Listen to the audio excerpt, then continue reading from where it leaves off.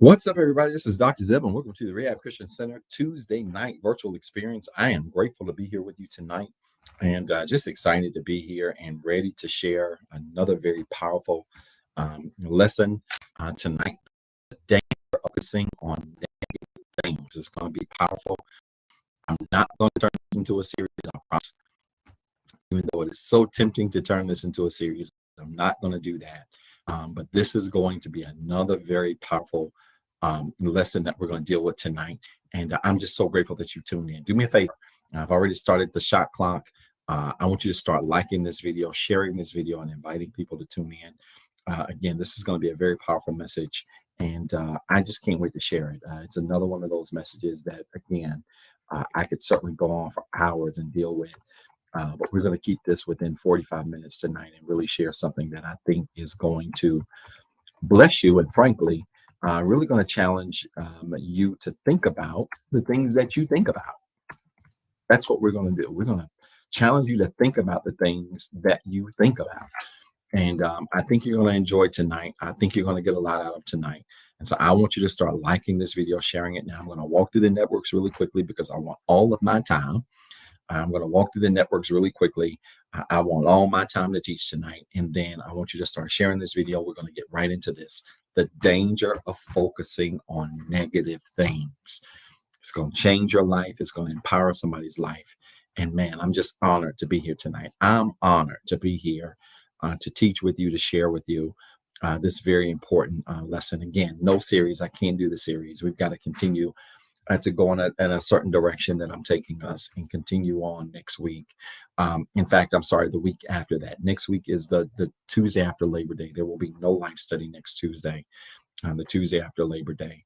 But when we pick back up the following week, I've got to continue in another trajectory and really lead us and prepare us for these summer months that are coming. There are really some things that I'm being led to teach and instruct on, and so I can't make this a series, so I got to hurry up and stop talking now so I can get into the message and get into what's going to be a very powerful message tonight. So again, start liking the video, sharing the video, tagging people. Start doing that now. I would greatly appreciate it. And we're going to get right into the message. Facebook, good evening to you. Those of you that are tuned in via Facebook, thank you so much for tuning in. If you're tuned in via Facebook, do me a favor. I want you to make sure you say good evening in the chat area. Let us see you there. We might even be able to get you on the screen tonight. Say good evening in the chat area. Let us know that you're there. And I need you to start tagging people right now, telling them to tune in. Let them know that the Rehab Christian Center is live and on the air on tonight. If you are on Facebook, I want you to like this video. If you really enjoy our content, I want you to hold down that like button, turn it into a love button. I want you to hit that share button. I want you to hit the @ symbol, and I want you to tag 5 of your dearest friends and tell them to tune in on tonight. And let them know that the Rehab Christian Center is live and on the air. And we would greatly, greatly appreciate that. All right. Thank you, Facebook, for your support. And again, thank you so much for inviting other people and telling other people to tune in. Again, say good evening in the chat area. We want to say good evening back to you. And then I want you to hit that @ symbol, start inviting people. Facebook, tell them to tune in. Instagram, good evening to you. Those of you that are tuned in via Instagram, thank you so much for joining us tonight. If you're on Instagram, fill it up with hearts. Let us know that you are there. And then also, if you're on Instagram, I want you to hit that @ symbol as well. Make sure you tag 5 people, tell them to tune in. And also make sure you say good evening in the chat area on Instagram. The good part about Instagram is if you type a comment, we can automatically see you there, so I don't have to highlight your comment. But I appreciate you tuning in if you're on Instagram. But again, I want you to start hitting that @ symbol and inviting people to tune in if you are tuned in via Instagram. And again, good evening to you. YouTube, good evening to you. Those of you that are tuned in via YouTube, thank you so much for joining us, for being a part of this broadcast. If you have not subscribe to our YouTube channel, you can find us on YouTube at The Rehab CC. That's at The Rehab CC. Go to your search bar, type The Rehab CC in your search bar. You will see our channel. Hit that subscribe button. Hit that bell notification icon so you can be notified every time we go live. And then I want you to hit that share button on YouTube and tag as many people as you can. Share this video to your Facebook page, to your Instagram page, to whatever. To somebody's email. Maybe somebody's not on social media. Share it to somebody's email, but I want you to share this video tonight because this is going to be powerful. Again, we are teaching the danger of focusing on negative things. And I'm going to give you straight Bible tonight, of course, with some practicality. It wouldn't be me if I did not. But I'm going to give you some straight Bible tonight.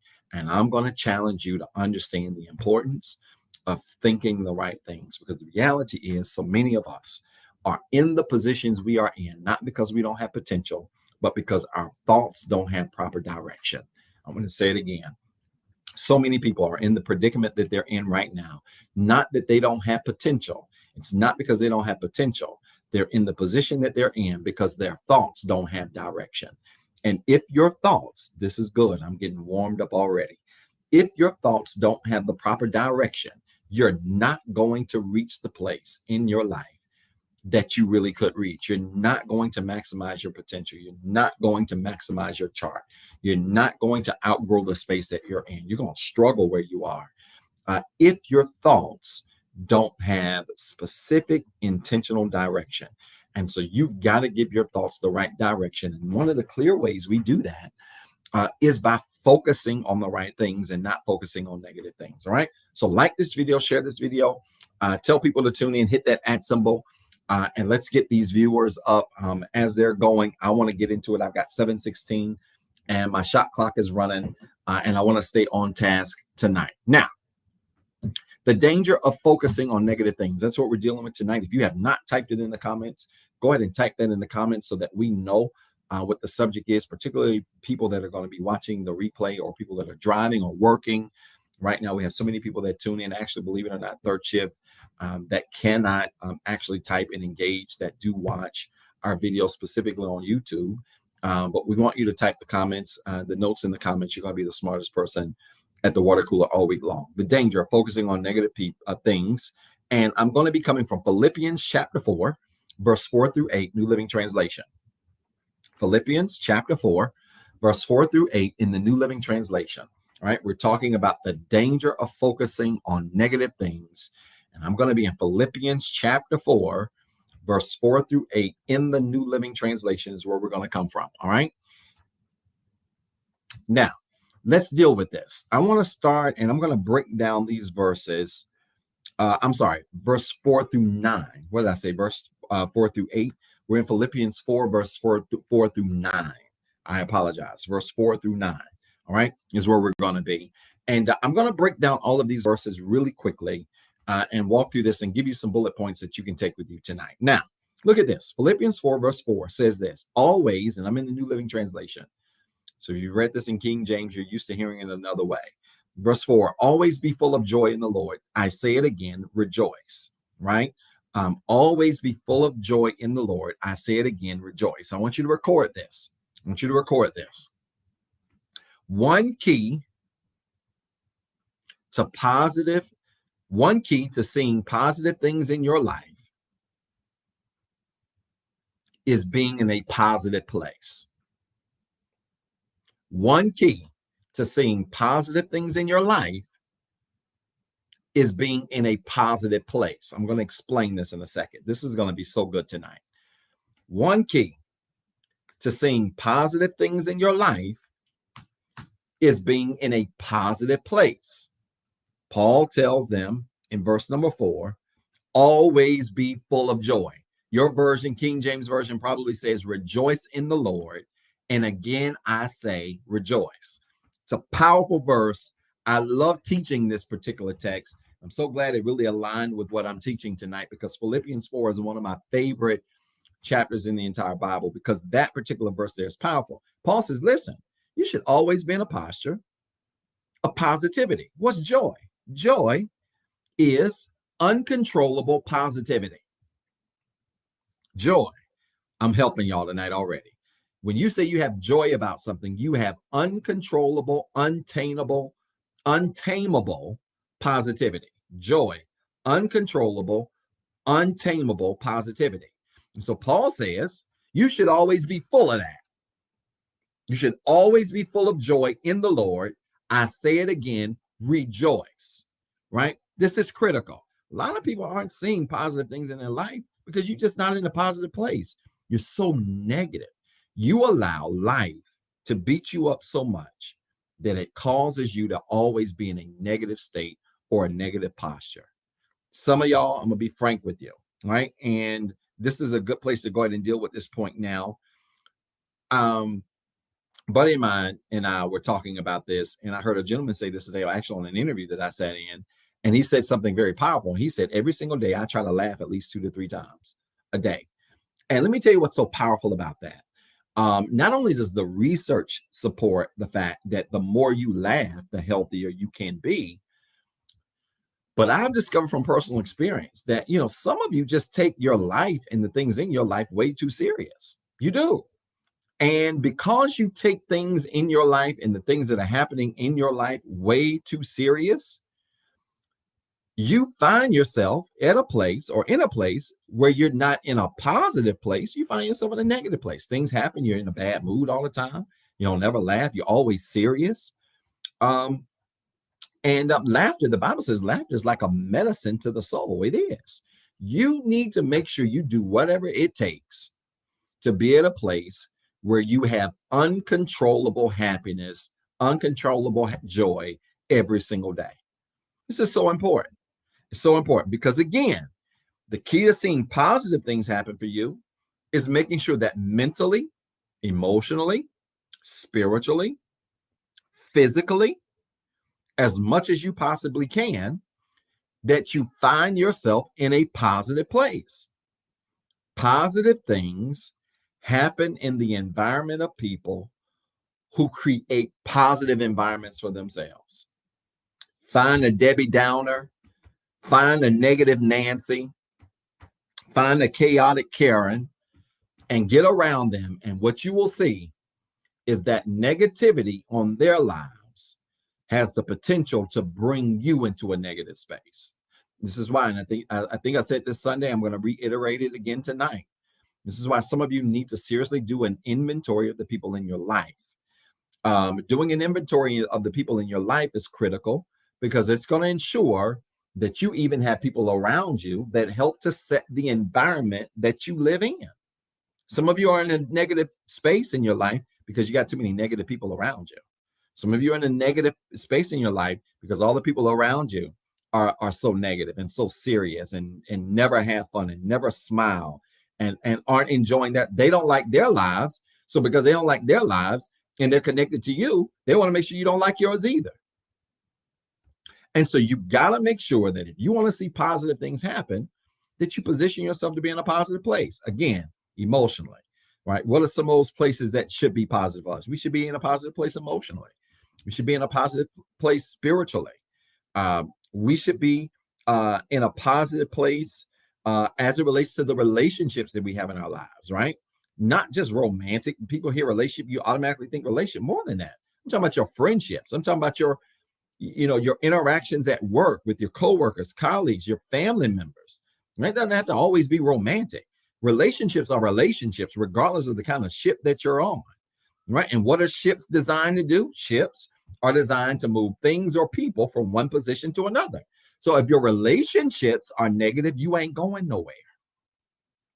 Are y'all listening to me?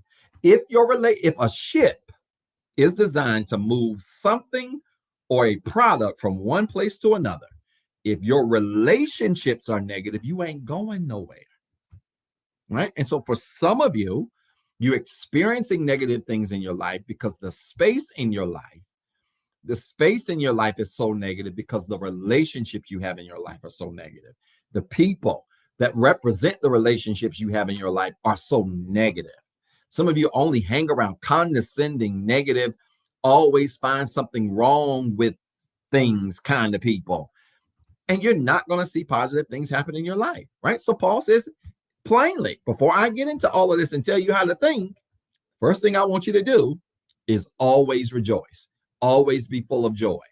Do whatever you can to put a smile on your face. Do whatever you can to laugh at least 1, 2, 3. I thought what that gentleman said today was powerful. To laugh as at least 2, 3, 4 times uncontrollably every single day. Because when you do, you help to ensure that mentally, emotionally, spiritually, you are in a positive place and you invite positive things to happen to you for you when you are in a positive place. And don't be afraid. Let me say this. Don't be afraid to cut off anything or anybody that's challenging your joy. I want to say it slow. Some of y'all need to type this. Do not be afraid to cut off anything or anybody that's challenging your joy. I don't care who they are. There are no exceptions to the rule. Don't be afraid to cut off, to remove yourself from anything or anybody that is challenging your joy. I had a really good conversation with our realtor yesterday, and somebody I happen to know, I've known for years, worked with for years. Had a really good conversation with her yesterday. And she was talking about, some situations that she had endured over the pandemic, and she found herself having to pull backwards in order to move forward, pull away from people, pull away from church members, pull away from family folks, pull away from people who were doing what? Who were challenging her day-to-day joy. She found herself being drained around certain people. She found herself not being appreciated around certain people. She found herself being taken for granted around certain people. She found herself always being down in the dumps around certain people because they were always negative. And she said, hey, Dr. Zep, man, I had to pull myself back just to get back to a positive space. I understand. Sometimes you got to pull yourself backwards to move forward. I don't have a rubber band. I used to really wear rubber bands a lot. Every single day. I haven't worn rubber bands in a while. No particular reason. I probably just need to go buy some. But the reason I wore rubber bands is because rubber bands, much like these bracelets, they're elastic, but rubber bands especially are very much symbolic of how I see my life in many cases. That sometimes, in fact, God pulls you backwards to build strength so that when he releases you, he can propel you forward. And some of you get so nervous when you have to pull back from people, pull back from circumstances, pull back from circles, pull back from family, pull back from friends, pull back from these spaces in order to gain the strength necessary to move forward, when you don't even realize that oftentimes that's necessary for you to be in the appropriate space of positivity, joy, peace, to be positioned to reap positive things in your life. I'm telling you this from personal experience. All right. And so it ain't always a bad thing when you have to sometimes pull back or withdraw or move into spaces that are uncomfortable in order to be positioned to have the positive, the intentional things that you intend for your life. But it starts with joy, right? It starts with living in a place where you are always full of joy. Look at this. Philippians 4, verse 5. Let everyone see that you are considerate in all you do. Remember, the Lord is coming soon. There is something, y'all, to be said about having a posture of consideration. What's a posture of consideration? I want you to record this. A posture of consideration is moving like it's not all about you. Oh, y'all, this is good. A posture of consideration. A posture of consideration is moving like everything is not all about you. That's a posture of consideration. So Paul says, number one, I want you to be full of joy. And number two, I want you to move. I want everyone to see that you are considerate in all that you do. That you have a posture of consideration that says, everything concerning my life, everything happening in my life, everything happening around my life, everything that's happening a part of my life, I'm not going to move like everything is about me, because everything is not about me. And that includes, my friends, your trials and tribulations. The things that you go through. I've discovered this. Most of the things you go through, especially if you have a call on your life, if you have an assignment on your life, if you've got a great purpose on your life, and all of you do, we have different callings, we have different purposes, we have different assignments, but everybody has a call, a purpose, and an assignment on their life to some extent. I've discovered that when you got a call, a purpose, an assignment on your life, understand this. You're going to be in positions where things are going to happen to you that are really bigger than you.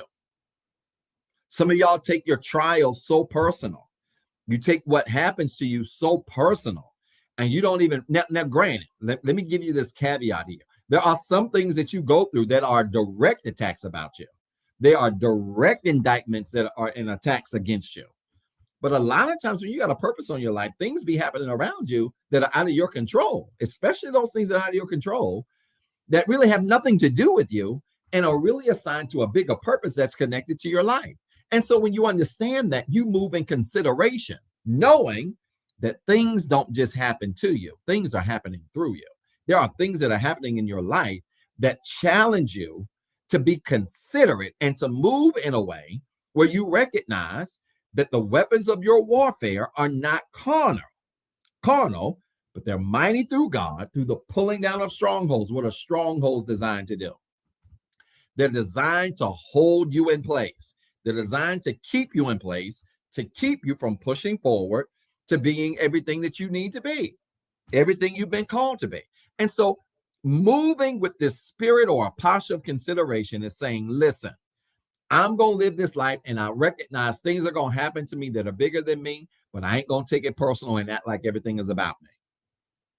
Right? Some people aren't growing, they aren't maturing, they aren't seeing positive results in their life because they literally take every attack personal. And listen, y'all, I can't stress this enough. Yes, there are some attacks that are personal, but when you got a big purpose on your life, most attacks you go through will be bigger than you. They will be bigger than you. They're going to be bigger than you. And so you've got to understand that. And when you do, you move with consideration. You don't act like everything is about you. You don't act like every attack is personal to you.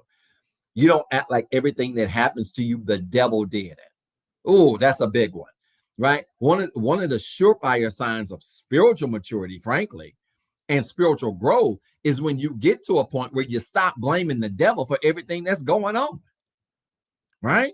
I can tell that people don't have the posture of consideration when they put everything on. Well, I tell you, that devil, boy, that devil got on me this week. That devil got on me yesterday. That devil got on me today. No, you was late. You was late to work. You overslept because you was over. You was late to work. You overslept because you got up late. You was rushing to get dressed. You was rushing to get out the house. By the time you got to work, you was all out of breath, like Eddie King Jr. on the 5 Heartbeats. You slid across the stage and you've been on the run all day. That ain't had nothing to do with the devil. You overslept. Okay? And when we don't have the posture of consideration, we even try to blame the devil for everything. And the devil's not guilty of everything that you are going through, especially when you got a purpose on your life, especially when you got a calling on your life, especially when God has a plan for your life. No, some of this stuff that you going through, God is behind the scenes orchestrating this. So you got to let people see you. Look what Paul says in verse 5. You got to let people see you be considerate in all that you do. You got to let people see you be considerate. You got to let people see you be mindful. You got to let people see you move in a way where you don't think everything is about you, or everything is a vendetta against you, or everything is an attack against you. All right? You got to move in that way. Right? Now, look at this. We're getting to the good stuff. Y'all like this video, share this video. If you have not already, make sure you do it. Verse 6, Philippians 4:6. Look at this. One of my favorite verses. So then, don't worry about anything. Instead, pray about everything. Tell God what you need and thank him for all he's done. All right? So Paul says, don't worry about everything. Instead, pray about everything. I want you to record this. One of the quickest cures to anxiety is prayer. Y'all ain't gonna like it. This ain't fancy. One of the quickest cures, I can't even say the word cure. Why is that word so hard to say? One of the quickest and best cures, C-U-R-E-S. One of the quickest and best cures. I can't say the word cure. One of the best and quickest cures to anxiety is prayer. It's prayer. Now, I want to say this because I have friends that are in the medical field and the social work field, that are in the clinical psychology field. I have friends and PhDs in these areas. I'm not suggesting that medication may not be necessary for some people that are dealing with certain levels of anxiety. This isn't a vendetta per se on medication at all. But let me tell y'all something.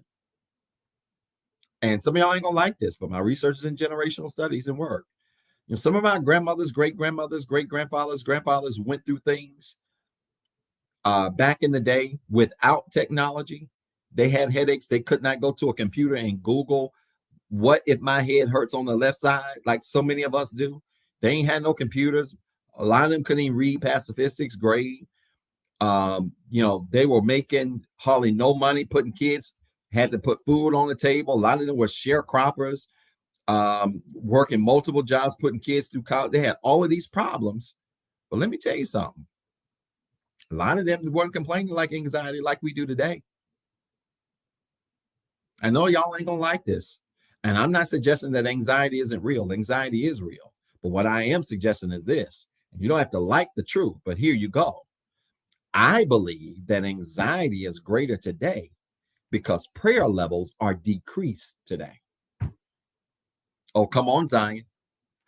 I believe we are seeing more anxiety in people today than we did in days of old because the prayer lives of people are not as great as they were people in days of old. No, they ain't had no internet. They could barely read past fifth, sixth grade.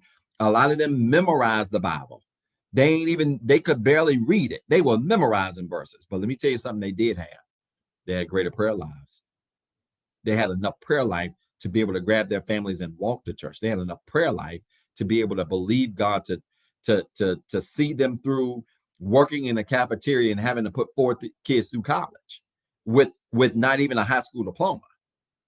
They had enough prayer life to have the faith in God to feed a family with, low incomes in the family and not the best living conditions. They had prayer lives. And listen, y'all, we got technology. We got all this stuff. We got access to information. And most of y'all, like I said this Sunday, we got access to information. We got technology. We got all this social media stuff. I put up a post on my page yesterday. I know it pissed a lot of people off. I don't care. Social media, technology, in my opinion, has dumbed down our society because it has given everybody a voice. And instead of you having problems and learning how to pray through it or read through it or study through it, you go to the internet. You run to the internet. You run the social media. You run the technology as if that's going to solve your problem. And the Bible don't say that. It says, if my people who are called by my name would not humble themselves and go to Facebook, it said humble themselves and pray. It's the truth. And so we don't have to like this. I wasn't a kid, obviously, in my grandparents' day. I wasn't even here. My dad was a kid. My mom, they were kids. But I've had conversations with them about this. They weren't back in the day. You didn't see a lot of young people back in those days in the 60s and the 50s and 60s and 70s. Kids, 6, 7 years old being diagnosed with anxiety. Now, again, because y'all don't take a 30-second clip and then run without the context. I'm not suggesting that kids cannot be diagnosed with anxiety today or depression or these things. I'm not suggesting that. You can be, but understand this. What's the X factor? You see more kids today being diagnosed with anxiety, depression, all of these things. And meanwhile, you had kids growing up in the 40s, the 50s, the 60s who had less technology, less resources, less money, no social media, less of a social network, all of this stuff, less resources. You hear a lot about them being diagnosed with stuff. And most of those families, if they didn't have nothing else, especially Black families, let's call it what it is, especially Black families who inevitably, from a social economic standpoint, had less, they had one thing. They had God and they had prayer. Y'all don't like it. Y'all don't like it. You ain't gotta like it. Me and some of my medical doctor friends and psychologists and social worker friends, we have this debate all the time, and it's a great spirited debate.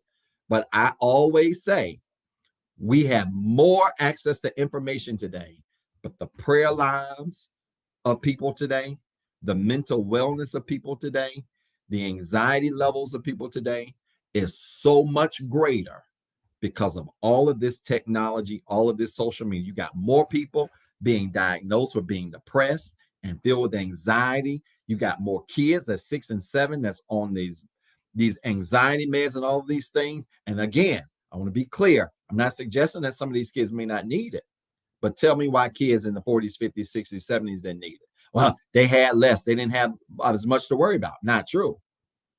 Not true. Many of them were sons of sharecroppers.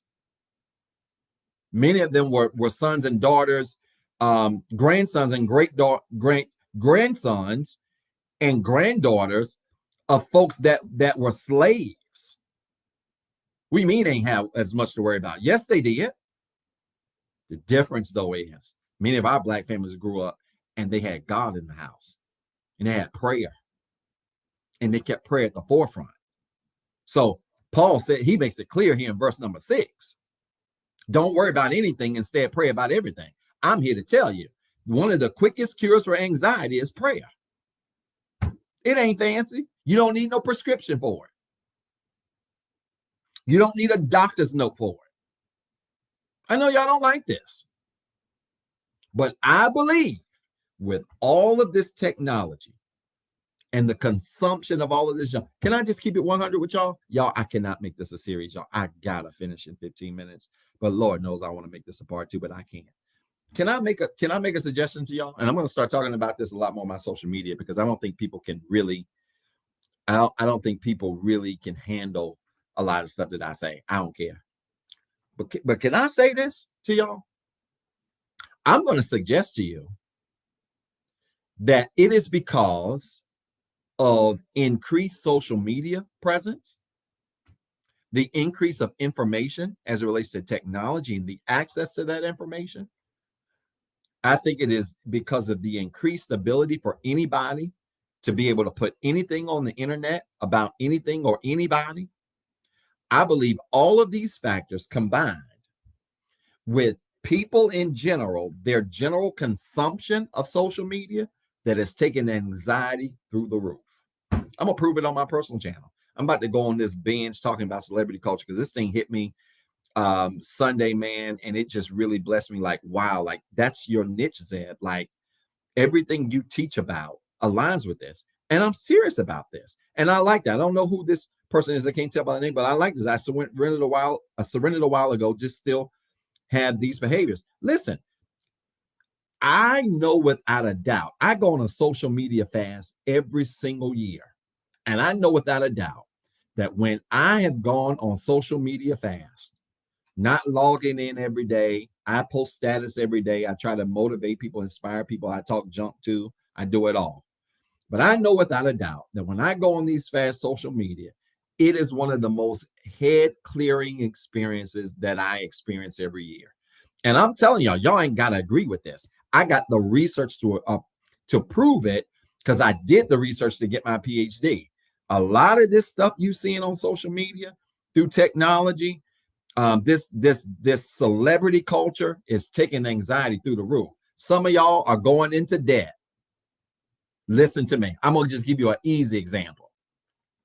Some of y'all are going into debt right now. Your credit score sucks because you have gone out on social media. You saw somebody your age who was in the same boat. Either they were single like you or they were married like you, right around the same age, same amount of kids or no kids at all. And what did you do? You saw what they had. You saw what they was driving. You saw where they were living. And what you do? You said, man, I ought to have that.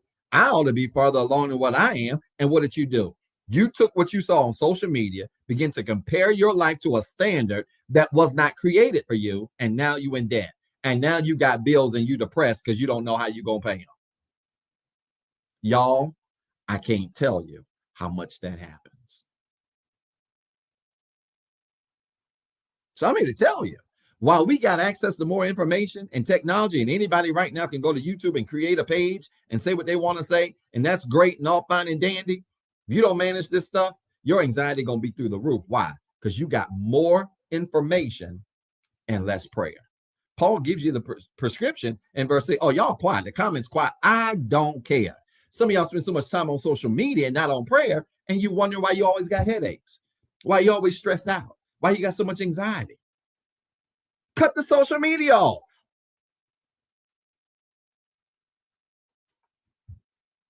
Thank you, Sister Ashley. Ain't nobody talking to me. It's all good. Cut the social media off.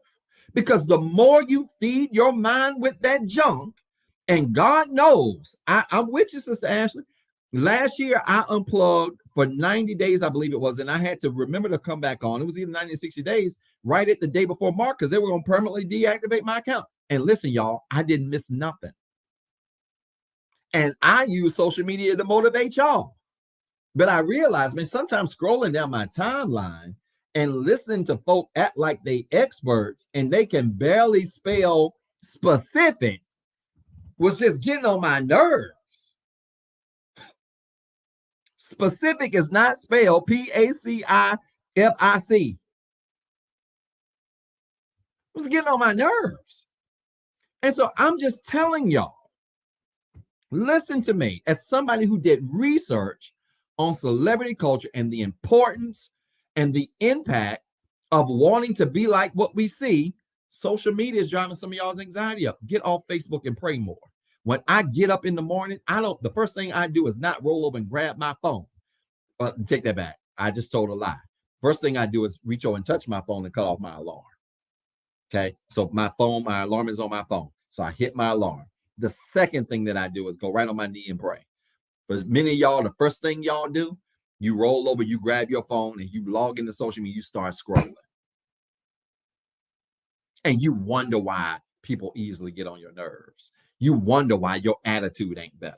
You wonder why people easily get under your skin and work your nerves. You wonder why you can't take nothing. You wonder why you filled up with so much stress and anxiety and worry and it's because you focusing on all the wrong things. Oh, y'all quiet. Yeah, I got a little bit of conversation going on Instagram, Facebook, YouTube, quiet. It's because you're focusing on the wrong thing. And if you don't believe me, do me this favor. Because Paul tells us in verse 6, listen, there's 3 steps to getting rid of anxiety. It's in verse 6. Philippians 4 and 6 gives us 3 steps to get rid of anxiety. Look at it. Number 1, instead of worrying, 1, pray about everything. 2, tell God what you need. 3, thank him for what he's done. 1, pray about everything. Y'all should be writing. 2, tell God what you need. 3, thank him for what he's done. Again, what are 3 ways you can cure anxiety and stress? 1, pray first.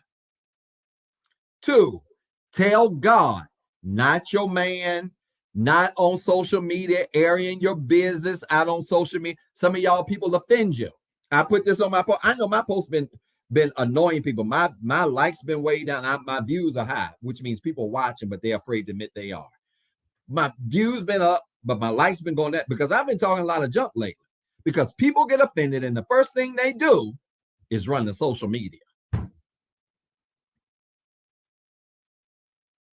It's crazy. No, you get offended, you stressed out. The first thing you ought to do is pray. Second thing you ought to do is tell God what you need. I'm in the book, y'all. Tell God what you need. And the third thing you ought to do is thank him for everything he's already done, which means you're going to pray about your situation. You're going to tell him what you need, and here you go. You're going to show gratitude by thanking him for the stuff he already did for you. Y'all, listen to me. As somebody who has experienced some low lows in his life over the last few years, I'm here to tell you, this is how I came out. It's right here. I pray about everything. I pray about my friends. I pray about my family. Pray about my relationship. I even pray over my knucklehead enemies. You pray about everything. You tell God what you need. You believe him for it when you do it. And then you thank him for stuff he already did. And you move on about your business. You need a therapist, a counselor, go on and throw one of those in there too. That way, if you just got to tell somebody some stuff, you need somebody to talk your problems through, talk it to somebody like that. That ain't going to take your business and put it on social media. I'm trying to help y'all, man. Are y'all listening to me? But anxiety meds, stress meds, depression meds, I truly believe, yes, for the sixth or seventh time. There are some people that are on medication for those things that need those things, that go through extreme levels of stress, anxiety, depression, that have had extreme traumatic experiences happen. We don't minimize the impact of trauma as it relates to stress and depression, because trauma has a real impact on those things. But listen to me, we have overcomplicated a lot of this stuff.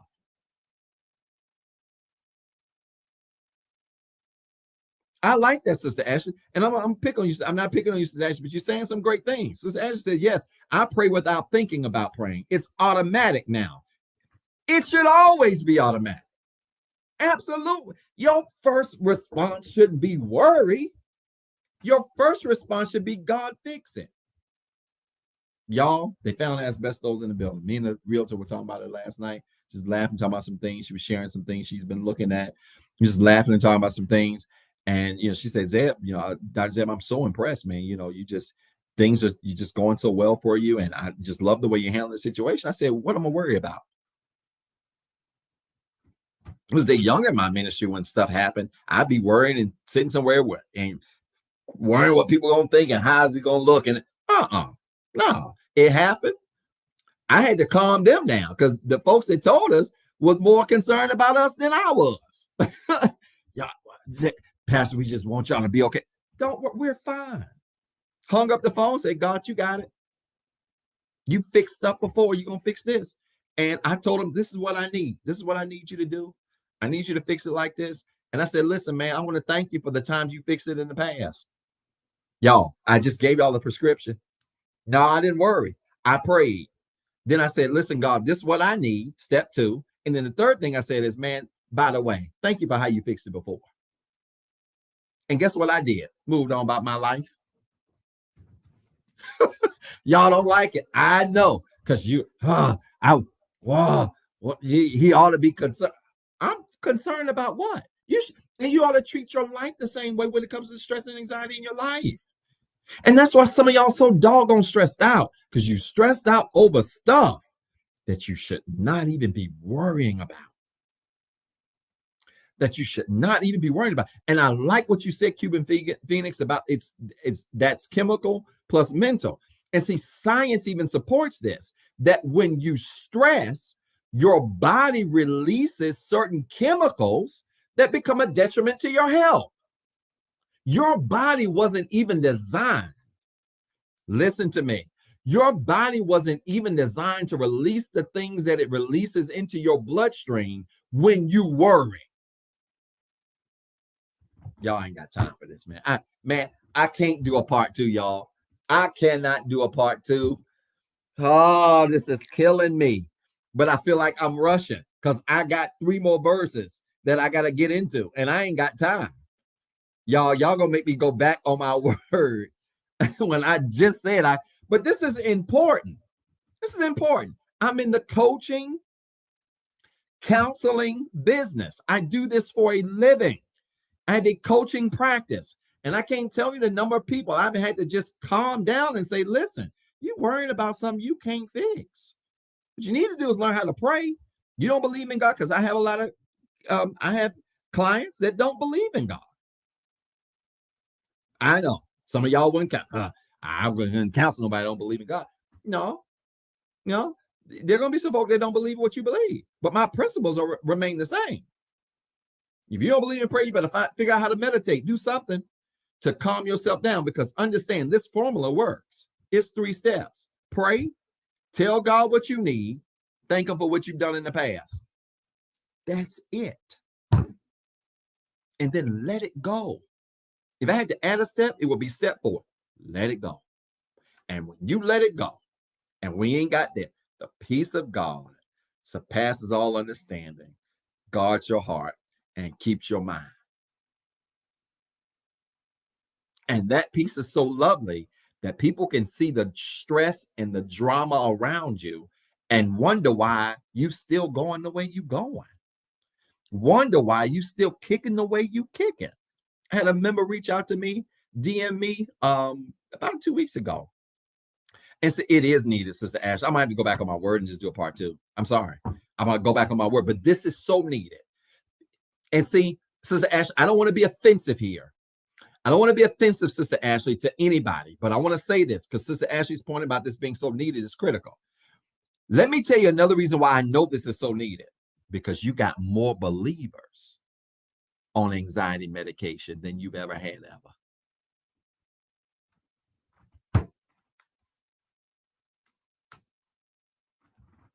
Now, I don't mean no harm.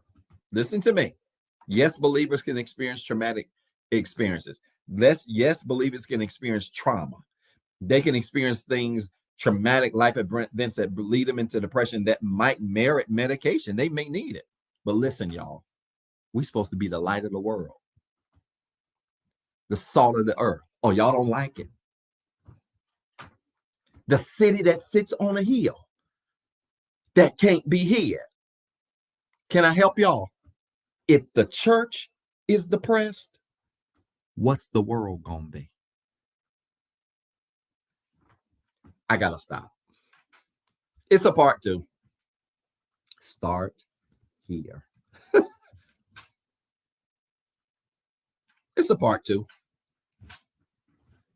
This is critical. We have more people that shout with us up the aisle that's borderline depressed. That is depressed. That's on anxiety meds. That's taking Xanax before they go to church. And I'm, again, y'all hear me. I'm not suggesting that some people don't need the medication. What I am suggesting, though, is if you follow Philippians 4 and 6, some of that anxiety ought to go down. I see your question there, but do we have to go through some time to help each other? Absolutely. And I actually taught that right before I believe you came on the line. Paul talked about that. Paul talked about that in verse number 5. He talked about, again, being considerate. Let everybody see you be considerate in everything that you go through. And we talked about, Sister Ashley, exactly that. That some of the things you're going through ain't got nothing to do with the devil. It's so funny, right? Everybody's saying, yes, sir. We literally just talked about that, Sister Ashley, so you're spot on. A lot of things we go through ain't got nothing to do with the devil. It's got everything to do with God taking you through it. And meanwhile, we blame the devil by saying stuff like, well, it's anxiety, it's depression, I'm stressed. But no, some of this stuff you're going through, God did it, which is why I hate the song. Everything that happened. No, you're fine. No apologies at all. This is good conversation. This is why I hate the song that says, everything that happens to me that was good, God did it, because it's a bold-faced lie. I can't, I can't stand the song. I can't stand it. You go to a good country church, they will buck on that song for 20, 25 minutes. God did it. Oh, yes, he did it. Oh, God. It's a bald-faced lie, because some stuff that's good to you ain't had nothing to do with God, and some stuff that was bad to you ain't had nothing to do with the devil. And that's a fact. Everything that's bad that happened to you was not the fault of the devil, and everything that's good that happened to you was not to the glory and benefit from God. There are some good things you experienced that God ain't had nothing to do with. Y'all don't like it? Guys, if that doesn't make sense. When you was in the club, when you was high this weekend and just spaced out, having a great time, kicking it with your boo thing, doing what you do, and enjoying all of that pleasure, where was God?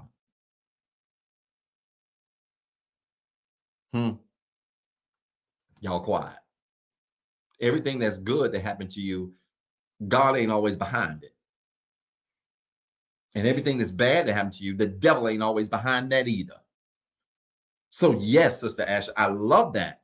There are things that we deal with that really we have to go through for the benefit of helping other people, which is why I can so easily teach this message tonight. I can teach Philippians 4 forever, because I got out of some very low places in my life. Yes, I had a therapist. I still have one. But I got out of some very low places in my life and got that ball started by remembering Philippians 4 and 6. Don't worry about nothing. But this is how you do it. You pray about everything. You tell God what you need and you thank him for what he's done. I gave y'all the prescription to stop anxiety. I gave y'all the prescription to stop depression. Stop worrying. Pray to God about everything. Tell him what you need and thank him for what he's done. You're welcome. And if more people did that, if more people stopped worrying, if more people prayed every day as much as they get on social media with all their misspelled words, trying to sound deep and not making sense, or throwing off on people on social media all night and all day, if more people got off social media and off all the gossip sites, World Star, what's the one on Instagram everybody like? Oh God. Shoot. Oh man, it's like the Black TMZ. World Star, TMZ, the Black TMZ. I can't think of it. It ain't coming to me right now. So if more people got off all of that stuff, and instead of when they had problems, they learn how to pray, tell God what they need. Yep, spiritual world, it is something like that. That's another one. Pray, tell God what they need, and think of what he's done. Y'all's head will be a whole lot clearer. Some of y'all can't focus at work because all you do is look at gossip all day. All you do is have problems and go to social media, go to Google. Some of y'all will be quicker to look up the symptoms of a headache than to pray over the headache you got. Some of y'all, when something hurts on you, instead of you praying, just close your eyes and saying a quick prayer, Lord, touch my body. I know you're able you said in your word, by your stripes, you're healed. I know you can do anything but fail. I believe you in advance of my healing. In Jesus' name, amen. You see how I gave you that quick prayer? Instead of y'all taking the 20 seconds to do that, y'all will go to your phone and go to Google, what to do if the left side of my chest hurts.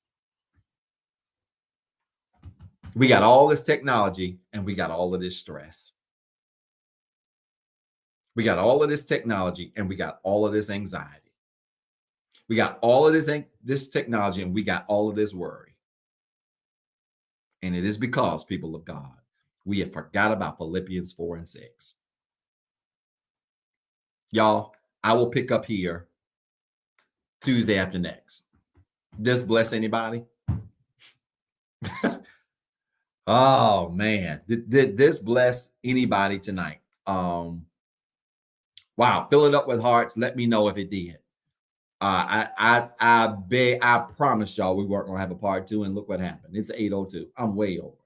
But this, to Sister Ashley's point, this is a very necessary conversation. The shade room. That's what it's called, Sister Ashley.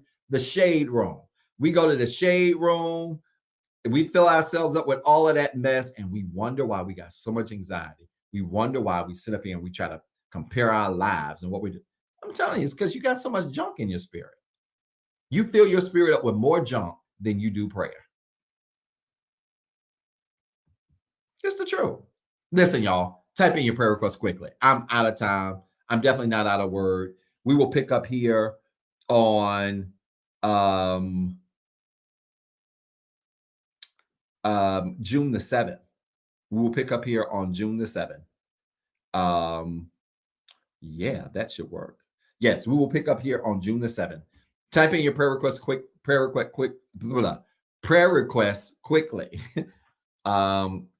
Type it in. I want you to know that I'm praying for you. I am rooting for you.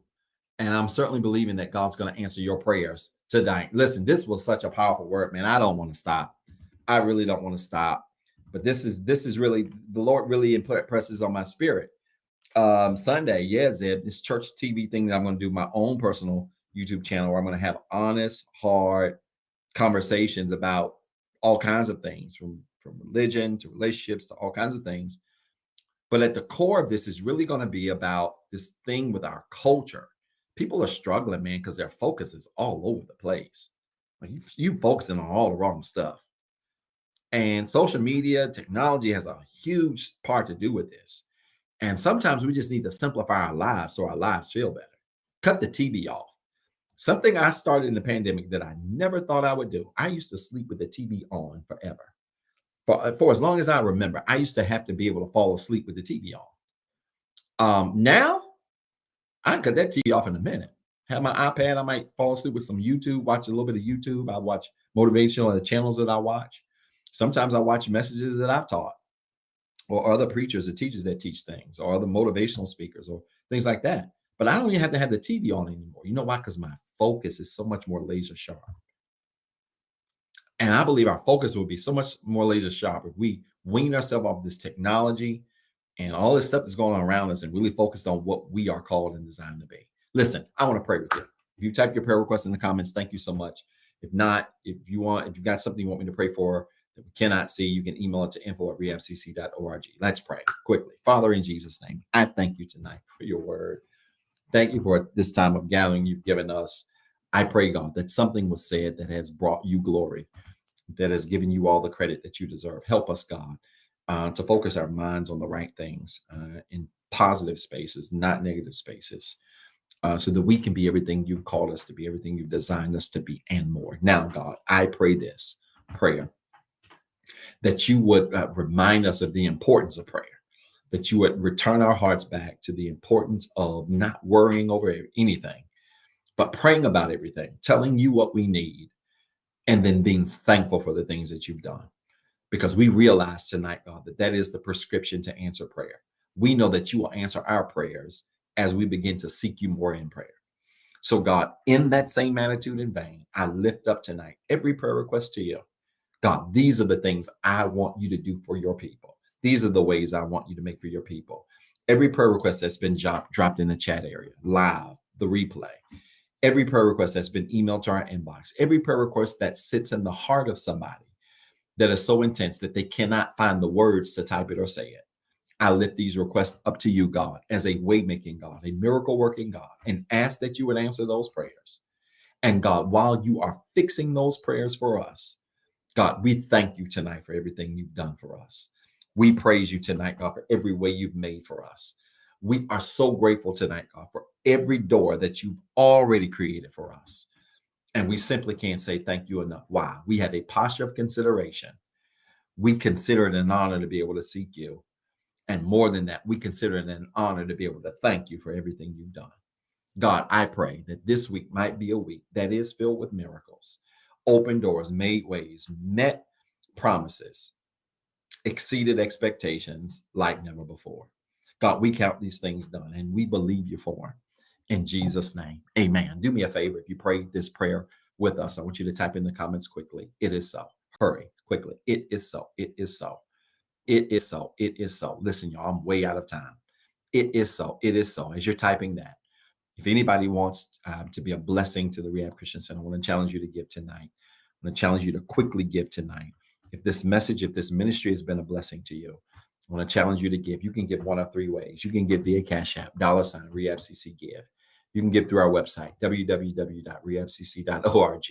Choose online giving, or you can text RehabWorks to 336-642-3210.